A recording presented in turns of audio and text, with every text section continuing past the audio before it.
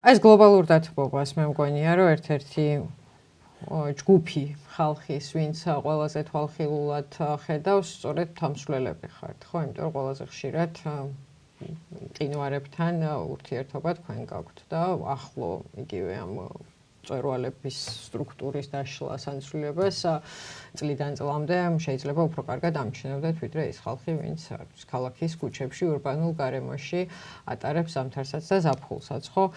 ძალიან მხცოვანს ვერ იტყვის თქვენზე ადამიანი, მაგრამ გამოცდილი თამსვლელი ხართ, ხო? აი, რო დაიწყეთ ამ თაში სიარული იქიდან აქამდე, თუნდაც ჩვენი ადგილობრივი მწვერვალები ძალიან შეცვლილია?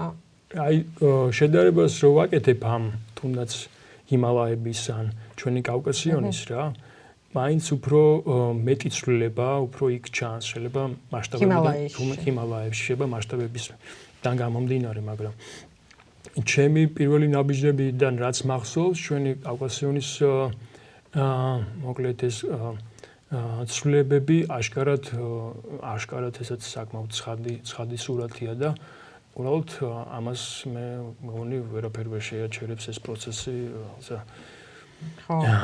შეუქცევადია სამწუხაროდ რა. და თქვენ გიწევთ უსაფრთხოების განსხვავებული ნორმების მიღება, ან უფრო გრძლად დაგეგმვა მარშრუტების თუ აი როგორ უწყობთ ფეხს ამ შეცვლილ ბუნებას? უბრალოდ აი მაგალითად რაც გავლილია მარშრუტები და შეიძლება რაც შეიძლება კლასიკურ მარშრუტებადაც უკვე ცნობილი არის რა.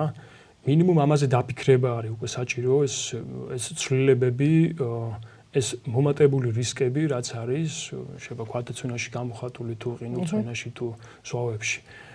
ეს ალბათ ამ კლასიკურ მარშრუტებზეც კლასიკური მარშრუტებით შეიძლება შესაძლებელი იყოს. რა თქმა უნდა და უბრალოდ ის მომენტი არ არის, რომ ეს უკვე გავლილი არის და ბევრჯერ გავლილი არის, სულ მუდამ იყოს იმაზე აქცენტი, რომ ეს საფრთხეები მომატებულია და ამაზე ფიქრით უნდა წახვიდეთ თუ ვინმე წავა.